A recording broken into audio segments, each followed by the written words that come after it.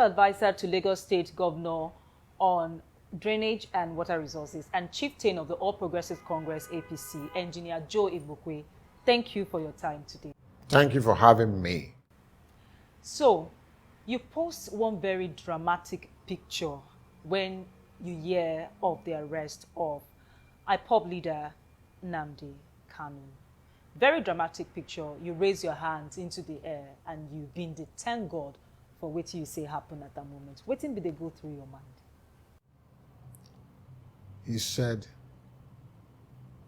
on Radio Biafra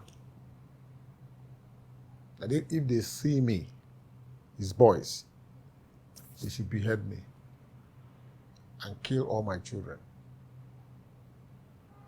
destroy my home. And, you know, I played it down, but I put my life in the hands of God, that of my family. Because I was asking myself, has it gotten to this? That you cannot hear, voices that are not saying, no, we can't go this way. I'm older than him. I saw the Civil War. He didn't see the Civil War. I know what we went through. I didn't go to school during the Civil War. I was in primary 5, when war started in 1967. And after the war, I started again in primary 5. I went back to starting primary 5. And I understand what played out, the casualties, the pains, the tears, the losses. My father lost his business for that 3 years. And we said, do we have to go through this way again? I haven't seen it all because I know what he does not know. I have seen what he has not seen. I have the experience. I wrote it was 25 years after Biafra, a book in 1995. I don't know how old he was then. I just dropped another one 50 years after Biafra last month. So I have seen it all, experienced, and I have history behind me. So has it come to this that if you have dissent voices, then the person will have to be killed? That's why I knelt down. He said I knelt down. He could have been worse. Many people died. Killed many people. I said, no, I'm not celebrating there. I'm just thanking God that at least I may be a little bit free. That was only the. Again, I'm looking at the big picture too. Do we have to go this way again? Because my people will say, if elders are not at home, children may wear snakes and call it necklaces.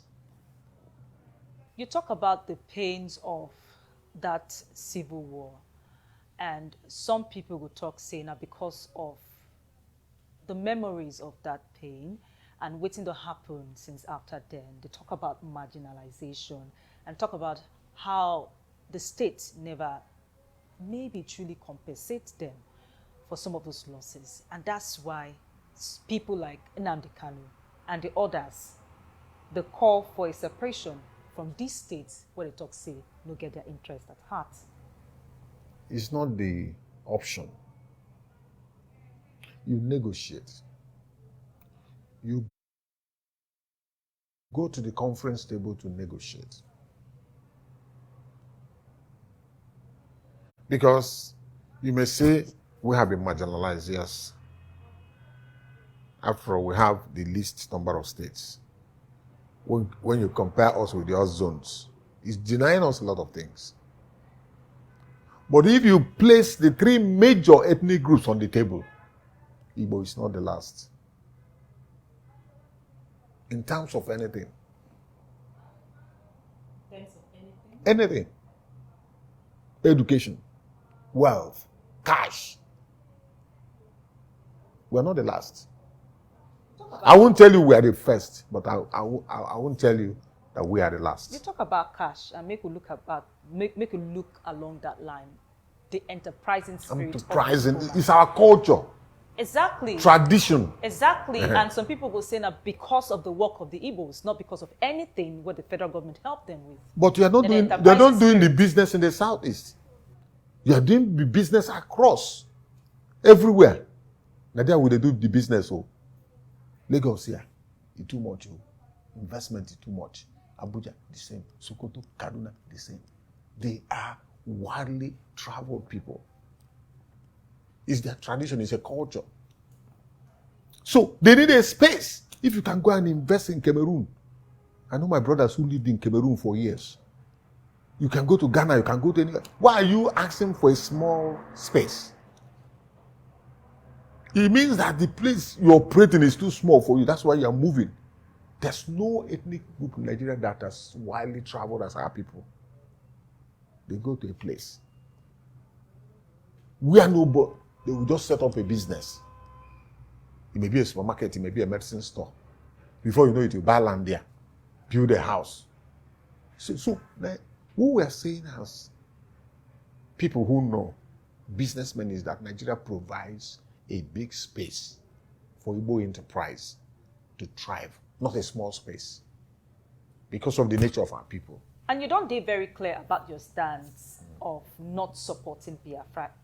Perhaps, because of this thing where you talk about a small space. Small space, I can advance so many reasons. I can advance other reasons why it must not be. There has been intermarriages, inter-ethnic marriages across. Yeah, friendship with other Nigerians. Some people, their mothers are Igbo. Their fathers Hausas. And their daughters are, just like that, across. The other day, we just gave Kochari's first son went to marry somebody from Igbokwe. So there's inter-ethnic relationship that is so interwoven, so linked together for years that you cannot, like somebody like Ikenwachuku. The mother is Igbo. The father is Igbo. The mother is Hausa, and he's marrying a Yoruba woman. Where will he go? You see, let us borrow a leaf from Rwanda. Make we go to Rwanda, go see how they Tutsis, 10%, Hutus, 90%. They fought a war. They killed almost 1 million people. Today, they have learned from their mistakes. And they said they don't want anybody to mention it. If you are filling a form, go put, say, you be Tutsi or Hutu. You go just sign as a Rwandan. They say, where are you from? They say, I'm a Rwandan. I'm not Hutu. I'm not Hutus. I'm not Tutsi. I'm a Rwandan. That's how to build. Somebody say, if you want to build a nation, you go kill tribe.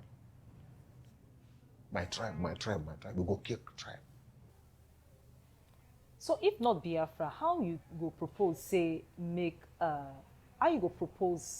these issues of marginalization where the Southeast they complain about, and indeed other regions, other ethnic groups they complain. How you go propose make them solve this issue? The only thing I want federal government to do is to give Igbo people additional states.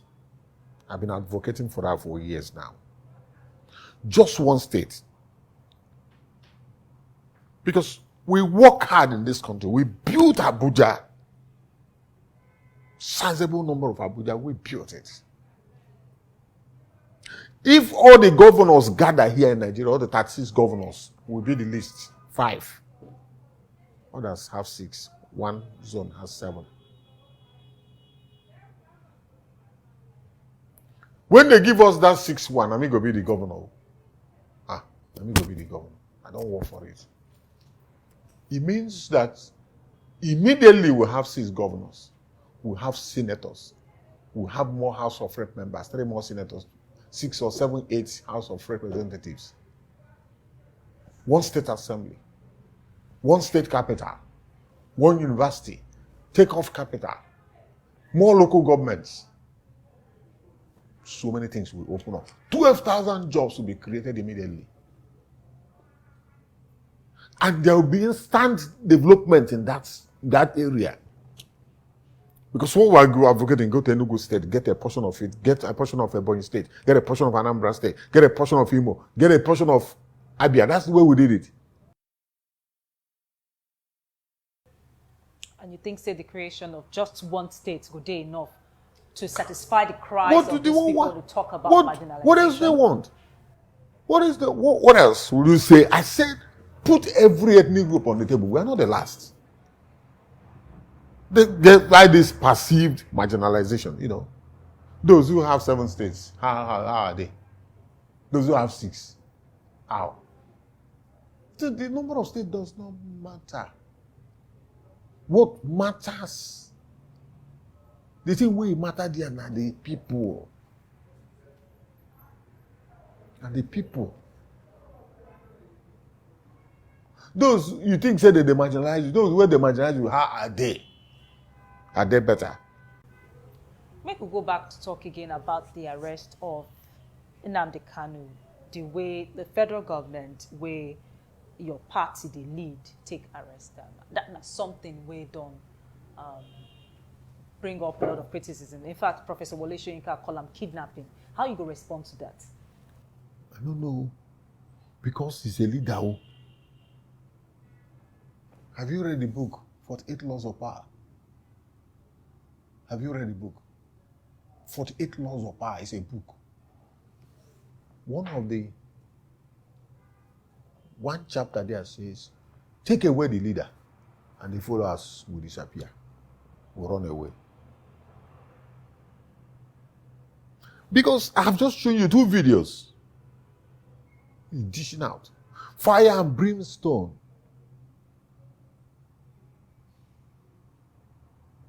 You know, not civil talks at all. Abuse. Invectives. Throwing stones all over. Creating enemies. Let me tell you. A chieftain of APC traveled to Imo State. Did you see his body when he was killed? Did you see the blood flowing? That incident could cause a civil war that will take 1 million souls. But it's not clear who they're responsible for the killing of. Because they are telling you about unknown gunmen. Are you believing it? Me, it's not unknown. I'm an elder, I cannot lie. It's IPOP and ESN. They are the ones. It's an armed robbery attack. Because he was the returning officer during that election, in the last elections in that state. It's political. Okay, so in the face of all these accusations now, so you say you support, say, make the federal government suppose use any means in their power, including kidnapping, as Professor Wole Soyinka call out, to take arrest. You wouldn't know. You know, they said, they counted 6 people. The whalers, we call them whalers. The ethnic bigots. They say they put my name, put about 3 or 4 other names as people where go tell the government where he did. And here I do. I don't go anywhere. Like I tell you. What happened is a serious international diplomacy, delicate and seamless operation that must have taken years to plan and execute. Yorubas will tell you, say, Kinshe Isha or Jonko, no be one day job. Seamless, delicate diplomacy. That when you see the plan, and you know that it's not a baby It's not a show for small boys. You see the plan? No, I mean, if they give you the details of the plan, I mean, what do you think SSS do? DSSS do? It is called covert operations. Covert operations or covert operations. And they can spend any amount of money to get what they want. They can spend any amount of money. And it's a collaboration. You collaborate with other countries, you know, get what you want. It's high-level diplomacy. Sophisticated diplomacy. So, take the lead away, and the followers will scatter. That's the rule. So you talk about the fact, say they name you. Say Nnamdi. Exactly. And I want to ask this question because I see this article somewhere and I'm not sure, say it come from you, but this is a platform for you to also clarify that. So the article get headlines, say Nnamdi Kanu, they tell Nnamdi Kanu to come collect $10 million and he fall for that. That's not part of how they take catch up. They say now you talk so. No, Ben, I don't say anything though. I didn't say anything. Let me tell you, anything where you see for social media, do I look like somebody that will tell you that? Am I a DSS officer? I'm a drainage man here. I clean gutter in Lagos. Now the thing where they do, I don't fit. I don't get that kind of power. Maybe I have to read. I better give me my iPad because I have to put this to straight. I don't get the capacity. If you know what is called covert operations, then you will understand what I'm telling somebody will explain to you. Involves a lot of things. A lot of things at play. Collaboration. And you spend money, spend time, energy, and get what you want. Again, how you go respond to criticism, say, perhaps the federal government use big sledgehammer to kill fly in the case of the arrest and containing of Nnamdi Kanu, when you look at every other security issues where Nigeria they battle with, Boko Haram will be something where don't they on even before this government coming, and also the new ones where don't come up in the course of this administration, talking about banditry and kidnappings. Say why they no use the same resources, attention, and energy what they use to take catch Nnamdi Kanu to follow all those other issues. That is the argument of the weakest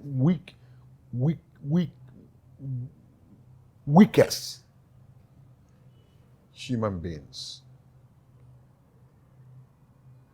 We want to compare Sambisa Forest with Southeast that is smaller than Kogi State.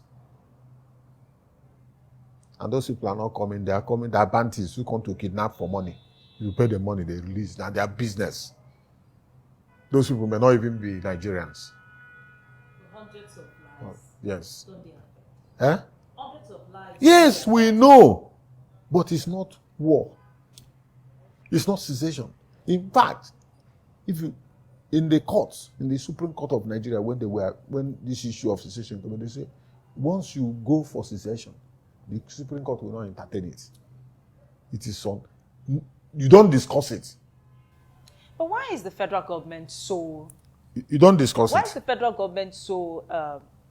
letting be the word. Why the federal government no one use here about people coming up to talk, say they no one be part of Nigeria? Because that's people go ask this question now. Say why if you don't put only for Nigeria they happen. Other countries we don't get situation where people come up to say they don't want to. Say they no want to again. So why you can say they it. go ask, say why federal government they always Did you watch Catalonia? Did you watch what happened in Catalonia in Spain? Catalonia want to get out of Spain. Did you see what they did? It's not easy. You don't talk about it. Tribe must die for you to build a nation. Tribe must die for you to build a nation.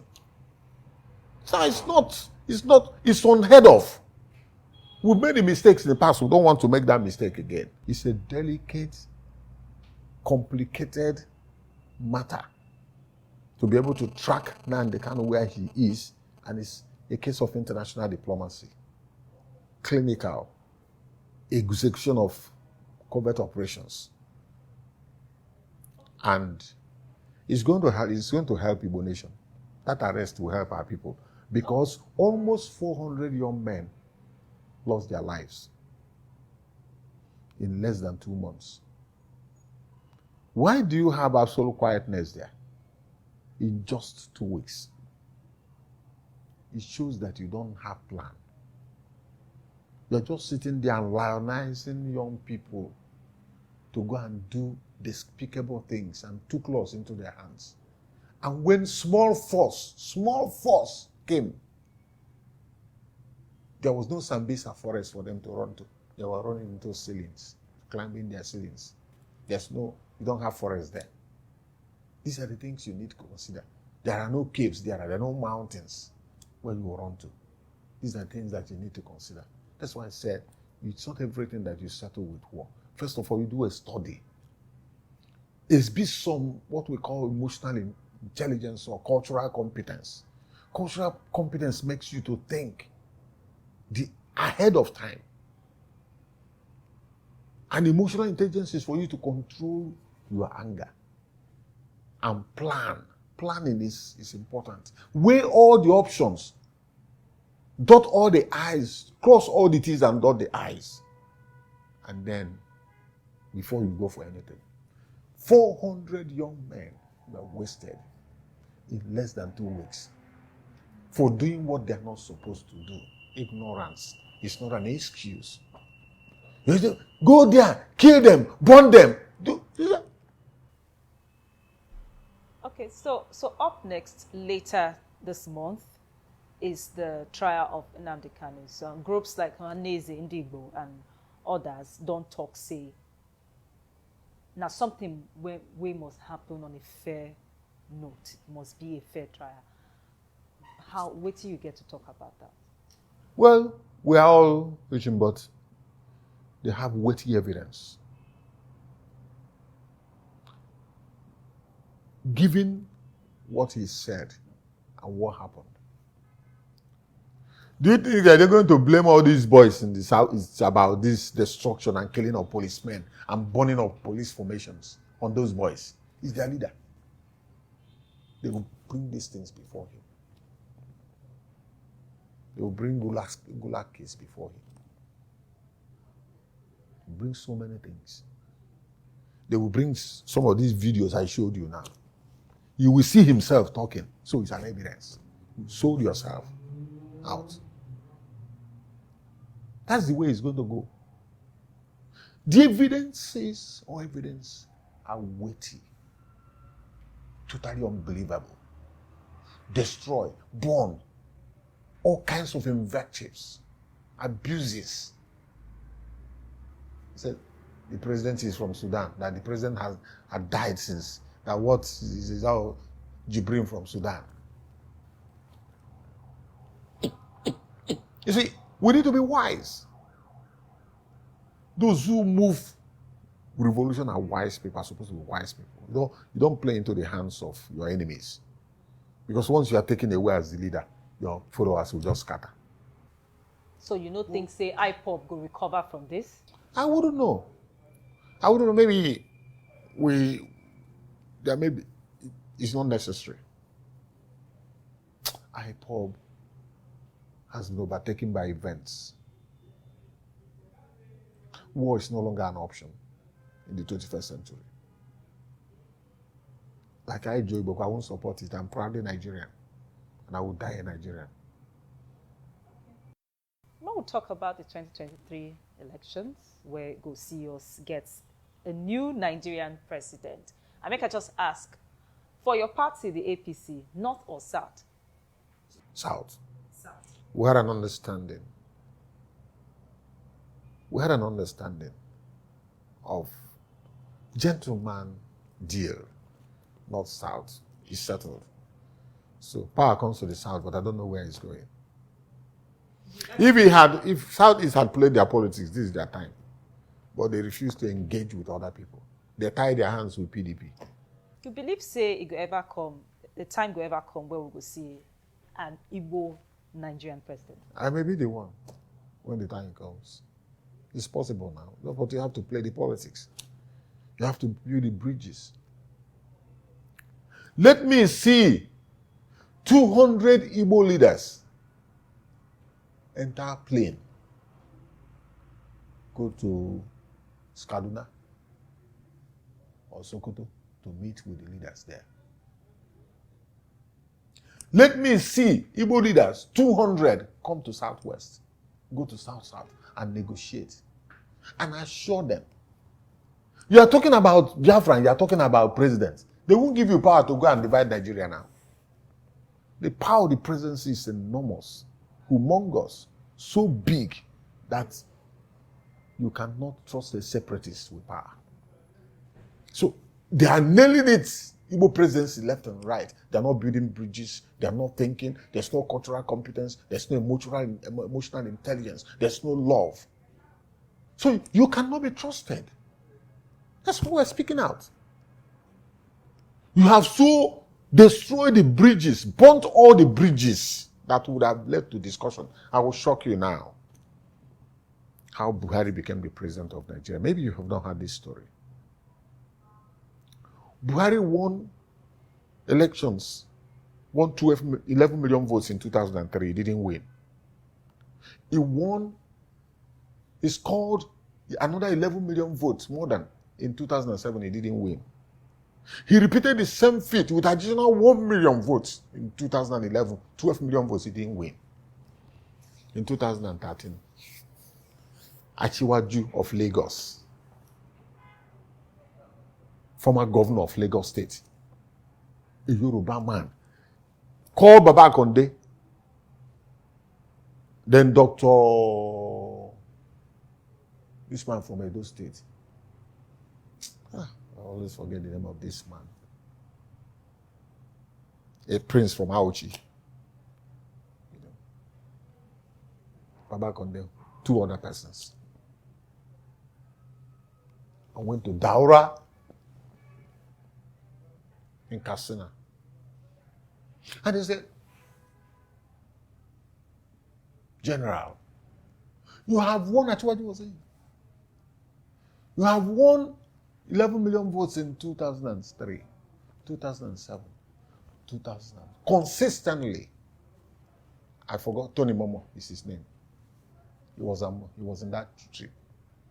He called me on phone and told me shortly before he died. He said, you've won 11 million votes in 2003, 11 million votes in 2007, 12 million votes in 2011. If we put Southwest, 5 million votes, you will win the presidency. The man sat back. He said, can you do that? How? He said, leave it. We will do it. I will do it. Achwaju is a leader now. He walked in 2015. He walked again in 2019. Buhari had 8 years. After 2011 election, he wept. That's so I cannot make it. So Nigeria will just be like this corruption-ridden nation, corrupt nation where people are stealing budgets. So things will just continue like this. Now he's the president. Somebody build the bridges. Somebody did the networking. Somebody spent the money. Yeah, you mentioned Asiwaju Bola Ahmed. No, we're just talking about how to become the president. Yeah. You said, are we going to... They don't go beg you. Yes. Don't forget that Abiola won election. I can still go back to that one. Why presidency was zoned to the Southwest in 1999. 2 candidates from Southwest. 2 political parties. Why? Abiola won election.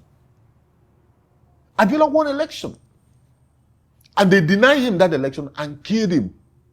Killed the wife. If we are Tobibo, they will go to war. But Yoruba applied competence, cultural competence, and emotional intelligence. In 1999, it paid off.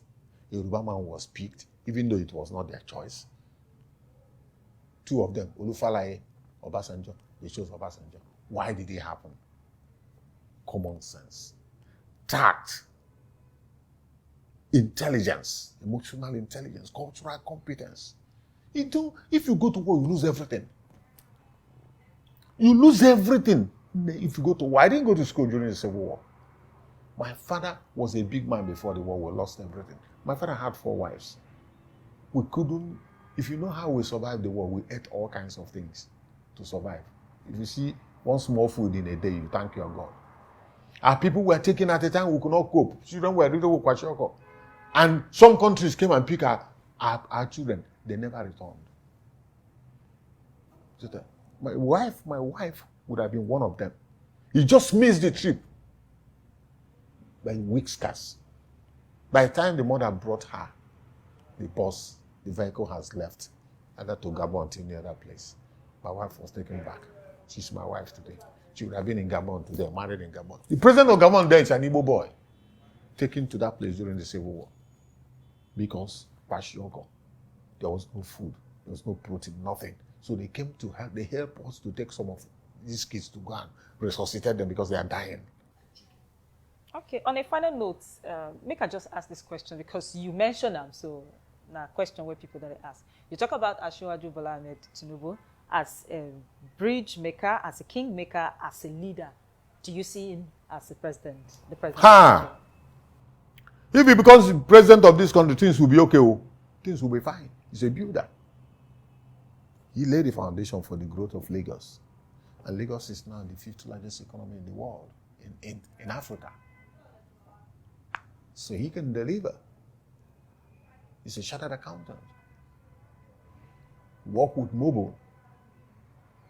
Ruled Lagos. He was a senator. He has been a senator. He has a lot to bring to the table. You know, experience cannot be learned from textbooks alone. So he has a lot to bring to the table. But the Nigerians that will decide. That's why I'm sitting there. I'm sitting here today. I served him when he was the governor. I joined Lagos State Government in 2006, late 2005. Served Fashola for 8 years, served Ambode 4 years, and I'm serving Sanwo-Olu. I'm publicity secretary for almost 15 years of our party, whether it's AC, ACN, or APC. And then was the chairman of conference of APC publicity secretaries across Nigeria for 6 years. So I have a lot to bring to the table. I have a lot to bring to the table. Okay. Engineer Joe Igbokwe, thank you so much for taking our time to do this interview with us. Thank you.